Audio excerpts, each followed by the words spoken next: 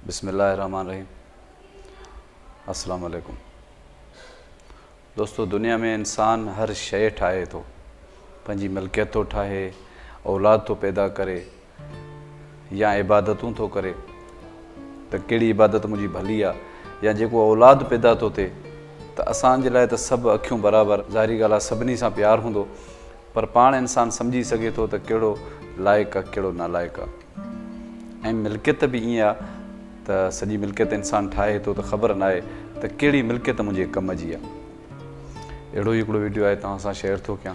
शहज़ाद उमराणी जा motivational videos ॾिसण जे लाइ चैनल खे फॉलो कंदा ऐं सब्सक्राइब कंदा। हिकिड़ो वक़्त जो वॾो बादशाह हुयो, उन पंहिंजी रियासत में हिकिड़ो क़ानून पास करे छॾियो त जेको बि कूड़ ॻाल्हाईंदो उन ते 5 दीनार ॾंडु हूंदो। इलाइक़े में काफ़ी माण्हुनि जेके आहिनि त माना कूड़ ॻाल्हाइणु छॾे ॾिनो। इन भउ खां त 5 दीनार भरियूं काॾूं।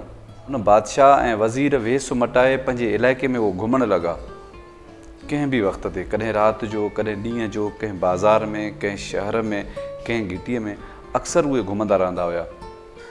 उन्हनि जो मक़सदु इहो हुयो त असां कूड़ा माण्हू पकड़ियूं ऐं पंहिंजे सरकारी ख़ज़ाने में 5 दीनार बि जेको सो ईंदा मतिलबु उहे हिकिड़े ताजर जे दुकान ते चढ़ी विया। उनखां वञी वेठा, हाल वाल वरितऊं। ताजर सोचियो त फ़क़ीर आहे। उन बादशाह वञी ताजर खां हाल वाल कयो, कचहरी कई, पुछा कई त उमिरि केतिरी अथई? चई मुंहिंजी 20 साल उमिरि आहे। औलाद घणी अथई? चई हिकिड़ो पुटु आहे। भला मिल्कियत केतिरी ठाही? चई 70,000 दीनार। हिन वटूं कुझु खाई पी। हुन ताजर बि हिननि खे फ़क़ीर सम्झो, उहो हलिया विया। सरकारी ऑफिस में उते वञी उन्हनि जॾहिं चेक कयो, ॾिठो त हिन जी उमिरि जेका आहे त 37 साल आहे ऐं मिल्कियत 70,000 खां वधीक आहे ऐं हिन खे 5 पुट आहिनि। फ़ौरन उन ॾे नोटिस कढियऊं त अचु पेश थी। उहो ताजर अची हिननि वटि पेश थियो। बादशाह ॿुधायो त असां ऐं वज़ीर जॾहिं कूड़ खे पकड़ण लाइ तो वटि आया हुआसीं, तोखां असां पुछियोसीं तुंहिंजी उमिरि घणी आहे? तो चयो 20 साल। असां वटि ऑफिस जे हिसाब सां तुंहिंजी 37 साल उमिरि आहे। तोखां जॾहिं असां पुछा कयोसीं तोखे पुट घणा आहिनि? तो चयो त मूंखे हिकु पुटु आहे ऐं हिते ऑफिस वारे रिकॉर्ड में तोखे 5 पुट आहिनि। ऐं टियों कूड़ तो इहो ॻाल्हायो त असां जॾहिं तोखां पुछा कईसीं त तोखे मिल्कियत घणी आहे? तो चयो 70,000 दीनार ऐं तो वटि काफ़ी सारी मिल्कियत आहे। इन जे करे तो ते 15 दीनार ॾंड आहे। उहो 15 दीनार हिते जमो कराए कूड़ जे करे। उन माण्हूअ मुस्कुरायो, उहो जेको ताजर हुयो उन मुस्कुरायो। बादशाह हिन जी वजह पुछा कई त मुस्कुराए छो थो? त असां तुंहिंजो कूड़ पकड़ियोसीं। चइबो बिल्कुलु तव्हां पंहिंजी जॻह ते सही आहियो।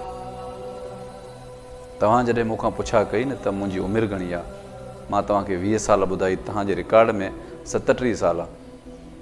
असुल में मां 20 साल रब जी इबादत कई, बाक़ी उमिरि त मुंहिंजी बेकार थी वई, कंहिं कम जी न रही। मां उन्हनि खे पंहिंजे खाते में छो रखां? इन जे करे मां पंहिंजी उमिरि 20 साल ॿुधाई, जेको मूं अलाह जे ख़ातिर वक़ुफ़ु कया। ॿी ॻाल्हि तव्हां ॿुधाई त मां तव्हांखे कूड़ ॻाल्हाए ॿुधायो त मूंखे हिकिड़ो पुटु आहे, पर तव्हांजे रिकॉर्ड में 5 पुट आहिनि।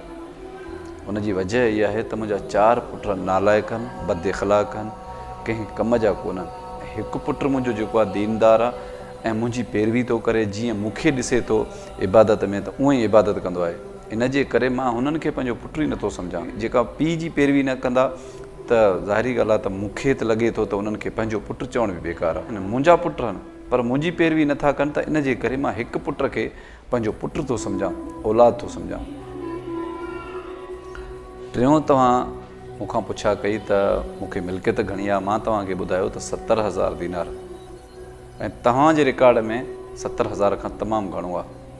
उहो इन जे करे त मां रब जी राह में 70,000 दीनार ख़र्चु कयो, उनजे नाले ते ॾिना। कंहिंखे घर ठाराए ॾिनो, कंहिं न्याणीअ खे ॾाजे लाइ मदद कई, कंहिं मिसकीन जो पेट भरियो।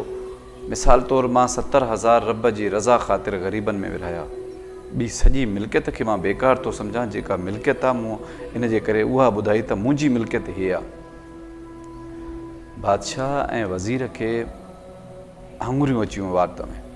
उन्हनि सोचियो त असांजो त हेॾे ध्यानु ई कोन हो। असां हिन जी कूड़ पकड़ण जे करे असां अची रिकॉर्ड खोलियो, पर हू त सॼो सच थो ॻाल्हाए। दोस्तो, हिन कहाणी जो मक़सदु इहो आहे त असां वटि केतिरी मिल्कियत आहे, असां सॼे मिल्कियत जो हिसाबु कंदा आहियूं। असुल में मिल्कियत उहा जेका रब जी रज़ा में ख़र्च थिए, रब जे मख़लूक ते ख़र्च अचे, उनखे पंहिंजी मिल्कियत सम्झंदा कयो। औलाद लाइक़ु हुजे, इख़लाक़ वारो हुजे, दीनदार हुजे, जेको पीउ जीअं करे उन जे नक्शे क़दम ते हले, त असुल में औलाद बि उहो आहे। बाक़ी बि औलाद आहे, पर तक़रीबन उन माण्हूअ खे माण्हू खाते में नथो ॿधे, छो जो चवंदो आहे बेकार आहे, कंहिं कम जो कोन्हे, कूड़ो आहे, ठग आहे, माण्हू सां नाजाइज़ी थो करे। त जेको दीनदार माण्हू हूंदो न, उनखे उहे औलाद न वणंदो। ऐं ॿी जेका हुन ॻाल्हि ॿुधाई त मुंहिंजी उमिरि केतिरी आहे, इंसान जी उमिरि केतिरी बि हुजे, जेको रब जी इबादत में गुज़रे न, असुल में उमिरि उहा आहे, बाक़ी त सॼो फज़ूल गुज़री थो वञे।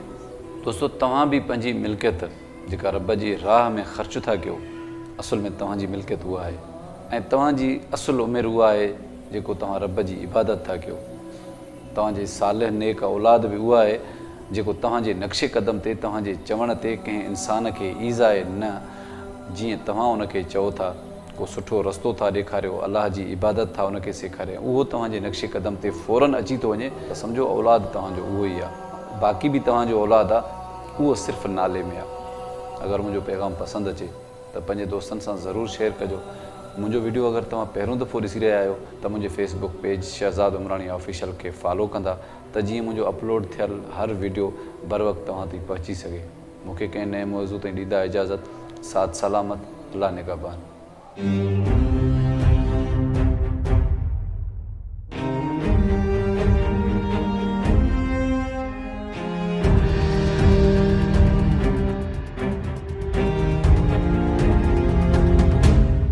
शहज़ाद उमराणी जा मोटिवेशनल वीडियोस ॾिसण जे लाइ चैनल खे फॉलो कंदा ऐं सब्सक्राइब कंदा।